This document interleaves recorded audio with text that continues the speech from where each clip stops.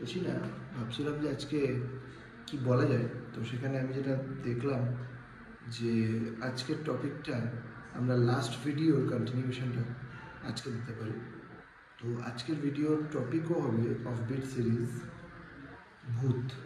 তো লাস্ট ভিডিওটাতে আমি দেখলাম যে প্রত্যেকের একটা খুব ভালো রিয়াকশান এসেছে। সবাই বলছে যে না ঠিক আছে ঠিক আছে, যে এটার উপরে আরও কিছু বলতে হবে, আরও কিছু জানতে হবে। তো সেটা জানানোর জন্য আমি বলছিলাম যে চলো একটু জানা যাক যে এই ভূত এই জিনিসটা আমরা বাঙালিরাই যে শুধু বলি বা ভারতবর্ষেই যে শুধু হয় তা নয়। দেখো, ওয়ার্ল্ড ওয়াইড খুব ফেমাস, আর সব থেকে বেশি এটা নিয়ে চর্চা করেন কারা? ইংরেজরা। সব থেকে বেশি চর্চা করেন ইংরেজরা। তোমরা যদি ভালো করে দেখো, কনজিউরিং সিরিজ যদি দেখো, ঠিক আছে, ওখানে সবকটাই সত্যিকারের ঘটনা। আচ্ছা, তাছাড়া আমি তোমাদের আরও কয়েকটা জিনিস বলি, সেটা হচ্ছে যে কিছু প্যারানর্মাল গেমসের বিষয় বলি, যেটা ইংরেজরা খেলা পছন্দ করে। ইংরেজরা তো বেসিক্যালি কি একদম অসভ্য টাইপের লোক, একদম অসভ্য। যাই হোক, তো এরা কী করে, এরা প্যারানর্মাল গেমস খেলে। তো একটা বিখ্যাত গেম যেটার নাম হচ্ছে ব্লাডি মেরি, ঠিক আছে, তোমরা সার্চ করে দেখতে পারো ব্লাডি মেরি, ঠিক আছে। তো এই ব্লাডি মেরি গেমটা কীরকম হয়, ওরা বলে যে একটা স্পেশাল টাইম আছে, ঠিক আছে, সেটা নক্ষত্র দেখে বলতে হয়, স্টার দেখে বলতে হয়।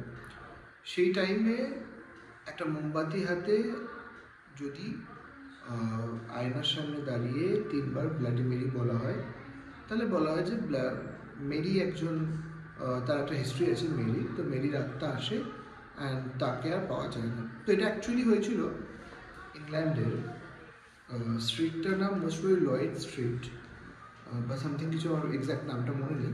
যাই হোক, তো সেখানে হয়েছিল যে কয়েকজন ইংরেজ ছেলে মেয়ে তারা এই ব্লাডি মেরি গেমটা খেলছিল, অ্যান্ড খেলতে গিয়ে হঠাৎ করে একটা মেয়ে যায়, তার মেয়েটার টার্ন আসে, তো মেয়েটাকে আর পাওয়া যায়নি। মানে মেয়েটা যে রুমে ঢুকেছিল মোমবাতি হাতে, মোমবাতিটা নেভা অবস্থা পাওয়া গেল, মেয়েটাকে আর পাওয়া যায়নি। মেয়েটা তোমরা বলবে মেয়েটা মারা যেতে পারে বা মেয়েটা পালিয়ে যেতে পারে, বাট মেয়েটার খোঁজ অ্যাকচুয়ালি কোথাও পাওয়া যায়নি। তো ইংরেজরা বলে যে ওই আয়নার ভেতরে নাকি মেয়েটা ঢুকে গেছে, যেটা ব্লাডি মেরি গেমটা। দেখো, এই সমস্ত গেমসগুলো সব মেনলি ইংরেজরাই এটা করতো। এলিভেটেড টু আনাদার ওয়ার্ল্ড যেটা, সেটা আর একটা গেম প্যারানর্মাল গেমসের মধ্যে, সেটা হচ্ছে আরও ভয়ানক গেম। সেখানে লিফট নিয়ে ওরা মানে লিফটে ওরা আত্মাকে এন্ট্রি করে, প্যারানর্মাল ইউনিভার্সের প্যারানর্মাল ইউনিভার্সকে ডেকে নিয়ে আসে লিফটের ভিতরে। তো সেই লিফটটা খেলারও ইয়ে আছে, লিফটের গেমটা খেলারও কিছু নিয়ম আছে, ঠিক আছে। তাছাড়া আরও আছে, হ্যাঁ, ডারুমা সান বলে একটা গেম আছে, যেটা ওই কোথাও না কোথাও আমাদের যেরকম আমরা তান্ত্রিকরা যারা আছে তারা খুলি ফুলি নিয়ে কাজ করে, তন্ত্রক্রিয়া করে, তো ওরাও ওই রকম ডারুমা সান মরার খুলি ফুলি নিয়ে একটা গেম আছে। তো এই অসভ্য ইংরেজরা এই প্যারানর্মাল গেমসগুলো খেলা খুব পছন্দ করে, ঠিক আছে।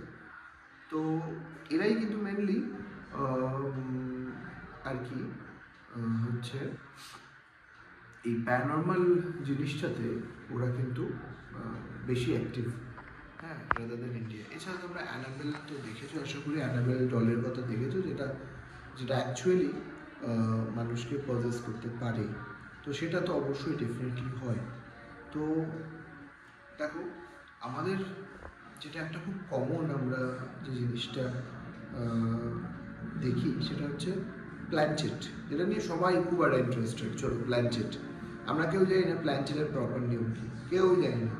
আমরা জানি যে একটা বোর্ড করে নাও, করে 4টে পার্ট করে নাও, 4জন বসলে 4টে, 5জন বসলে 5টা, সেখানে মোমবাতি রেখে দাও 5টা, ঠিক আছে। আইদার কয়েন রাখো, সেই কয়েনটা হ্যাঁ বা নাতে যাবে, হ্যাঁ বা না লেখা থাকবে, কোনো আত্মা আসবে, সে তোমার উত্তর দেবে। প্ল্যানচেট। তো এখানে একটা জিনিস বলি, দেখো, প্ল্যানচেট জিনিসটা কিন্তু অ্যাকচুয়ালি সত্যি জিনিস। প্ল্যানচেট জিনিসটা কিন্তু কখনো আমি বলবো না যে ভুয়া একটা। প্ল্যানচেটটা একদম সত্যি জিনিস। যেমন আমি বললাম ব্লাডি মেরিটা নিয়ে আমার একটু সন্দেহ আছে। ব্লাডি মেরি আসলে হয় কি হয় না সেটা আমার একটু সন্দেহ আছে। বাট প্ল্যানচেটটা কিন্তু ডিফারেন্ট তাই হয়। অ্যান্ড যেটা বললাম এলিভেটেড টু আনাদার ওয়ার্ল্ড কিন্তু খুব ডেঞ্জারাস গেম, যেটা ইংরেজরা খেলে। যাই হোক, তো প্ল্যানচেটের বিষয়ে আমি একটু বলি। দেখো, প্ল্যানচেটটা আমি সবসময় বলবো যে না করতে, স্পেশালি যদি মানুষ রিসেন্টলি মারা যায়। হ্যাঁ, তুমি এখন প্ল্যানচেট করে রবীন্দ্রনাথের আত্মাকে ডাকছো, সেটা আলাদা। রবীন্দ্রনাথের আত্মা এখন আত্মা ফর্মে নেই, সে হয়তো কোথাও গিয়ে জন্মগ্রহণ নিয়ে নিয়েছে। তো ধরো মারা গেল রিসেন্টলি, তুমি সঙ্গে সঙ্গে ডাকছো তাকে, বা কয়েকদিনের মধ্যেই মারা গেছে তাকে ডাকছো। আচ্ছা, এর বিষয়ে বলে রাখি, মাঝে এই যে সুশান্ত সিং রাজপুত যখন মারা গেল, তখন আমি দেখছিলাম বিভিন্ন ইউটিউবাররা প্ল্যানচেট করছে, সুশান্ত সিংকে ডাকছে। সুশান্ত সিং এসে ওদেরকে বলছে যে হ্যাঁ, আমাকে করণ জোহারি মেরেছে, আমি মরিনি, আমি আত্মহত্যা করিনি। আত্মা বলছে আমার হয়ে ওর থেকে তুমি নাও, রিভেঞ্জ নাও। না কেন, এগুলো সব ফালতু, একদম ফালতু, ফেক ভিডিও, পুরো ফেক ভিডিও এগুলো। এই হোক, বাট হ্যাঁ, প্ল্যানচেটের বিষয়ে আমি বলবো যে প্ল্যানচেটটা কিন্তু অ্যাকচুয়ালি হয়। আর আমি সবসময় রেফার করি যে প্ল্যানচেট তোমরা যেভাবেই নিয়ম জানো সেটা ট্রাই করো না প্ল্যানচেটকে। কেন প্ল্যানচেটকে ট্রাই করো না? বিকজ প্ল্যানচেটের মধ্যে কি হয়, এই যে ঘরটা তুমি কাটছো, তোমরা যদি দেখে থাকো যে তন্ত্রবিদ্যায় এরকমই একটা ঘর কিন্তু আমরা কাটি, যারা তান্ত্রিক, আমরা নয় ডেফিনেটলি, যারা তান্ত্রিক হয় তারা কাটে, যেখানে কিন্তু আত্মাকে বন্দি করে রাখা যায়।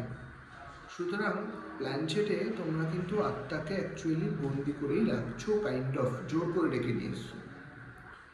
সুতরাং তুমি যদি প্রপার কোনো ভালো রিজনে যে ডাকছো সেটা তো নয়, ছেলে খেলা করার জন্য ডাকলে কিন্তু খুব মুশকিল হয়ে যায়। যদি আত্মা না যেতে পারে, আত্মাকে আবার ফিরিয়ে না দিতে পারো তার জায়গায়, সেটাও তোমাকেই করতে হবে, নাহলে কিন্তু তুমি মারাও যেতে পারো, শেষও হয়ে যেতে পারে। সুতরাং প্ল্যানচেট জিনিসটা আমি সবসময় না করি। এই বিষয়ে আমি একটা জিনিস বলে রাখি, আমি আমার নিজের একটা ঘটনা বলি। এরকম একবার আমি বলেছিলাম প্ল্যানচেট, তার বিষয়ে, তার নিয়মাবলী সম্বন্ধে আমি বলেছিলাম, এক্স্যাক্ট নিয়মগুলো সম্বন্ধে আমি বলেছিলাম, যেটা আমি ভিডিওতে বলবো না। আমি বলেছিলাম একবার আমার দুটো স্টুডেন্টকে, ঠিক আছে? তো তারা এখন পুলিশ অফিসারও হয়ে গেছে। তো যাই হোক, তো তারা, আমি তো একটা বাড়িতে আগে পড়াতাম ভাড়া নিয়ে, তো সেখানে দেখছি হঠাৎ করে ওরা আগে চলে গেছে, এবার আমি দেখছি দরজা, মানে বাইরের গ্রিলটা খোলা, আর ভেতরে ওরা গেছে, ঠিক আছে? ভেতরে লাইটটা অফ, বাট দরজা খোলা। তো আমি অবাক হয়ে গেলাম যে কী হলো কেসটা।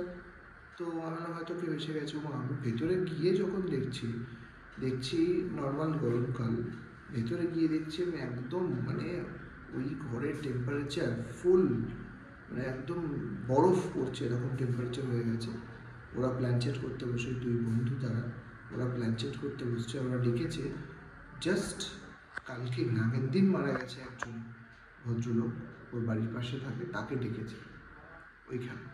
এবার ডেকে একজন অজ্ঞান হয়ে পড়ে গেছে, আর একজন ভয় থরথর করে কাঁপছে। আমি দরজা খুলে গিয়ে আমি তারপরে ওদেরকে বার করে ওখান থেকে আনি, সব দরজা জানলা খুলে দিই, টেম্পারেচার খুব নর্মাল হয়। হ্যাঁ, বাট যাই হোক, ওদের এক সপ্তাহ তারপর জ্বর থাকে, প্লাস ওর বাবাও কিন্তু মারা যায়। ওর বাবা মারা যায়। বাবা যা বিশ্বাস করতেন না ভদ্রলোক, ঠিক আছে, নাম নেব না। যদি তোরা দেখে থাকিস, যারা পড়েছিস তারা ভুল কাজ করেছিস, আমি সেদিনও বলেছিলাম, আজকেও দেখ তোদেরকে ভিডিওতে বললাম, ঠিক আছে? তোদের নামটা নেব না আমি ডেফিনেটলি। তো যাই হোক, বাবা মারা যায়।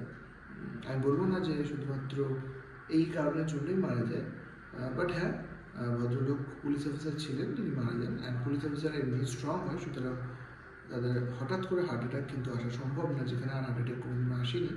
আর ভদ্রলোকের হার্ডলি বয়স করে 40-42 বছর বয়স। সুতরাং এই ধরনের জিনিসপত্রগুলো কিন্তু হয়। হ্যাঁ, আরেকটা জিনিস বলি, অনেকে বলে যে রেল লাইনে যদি কাটা পড়ে, রেল লাইনে কাটা পড়ে যদি মারা যায়, যেখানে মারা গেছে আমি সবসময় বলি যেটা সেটা হচ্ছে, যদি রেল লাইনে কোথাও তুমি দেখো যে হ্যাঁ কাটা পড়ে মারা গেছে, তাহলে সেই জায়গাটা কিছু দিনের জন্য অ্যাভয়েড করাই ভালো। বিকজ তোমরা দেখে থাকবে যে একটা যদি কাটা পড়ে তাহলে ওখানে আরও দুটো কাটা পড়বে, তিনটে একসাথে কাটা পড়বে। এই যে তিনের কি কানেকশন, এইটা আমি অন্য কোনো ভিডিওতে আবার বলবো, যে একটা কাটা পড়লে দেখবে তিনটে কাটা পড়বে। ইভেন তোমরা যা ধরো সাপোজ যারা বাবা মাকে হারিয়েছো বা যাদের দেখেছো হারাতে, তো বাবা যখন মারা যাচ্ছে তখন ছেলেকে কিন্তু কিছু জিনিসপত্র হাতে ধরিয়ে দেওয়া হয়, একটা লাঠি ধরিয়ে দেওয়া হয়, পিতলের জিনিস ধরিয়ে দেওয়া হয়, আর এটা বলা হয় যে তুমি একা ঘরে থাকবে না, অ্যান্ড হচ্ছে একা কোথাও বেরোবেও না, তুমি বেরোতে হলে তুমি কাউকে নিয়ে বেরোবে, আর তোমার ঘরে তুমি ডিফারেন্টলি অন্য কাউকে রাখবে। সুতরাং এটার পিছনেও কারণ আছে, বিকজ যদি একজন পরিবারে মারা যায় তাহলে খুব চান্স থাকে আরও দুজন ওই পরিবারে মারা যাবে।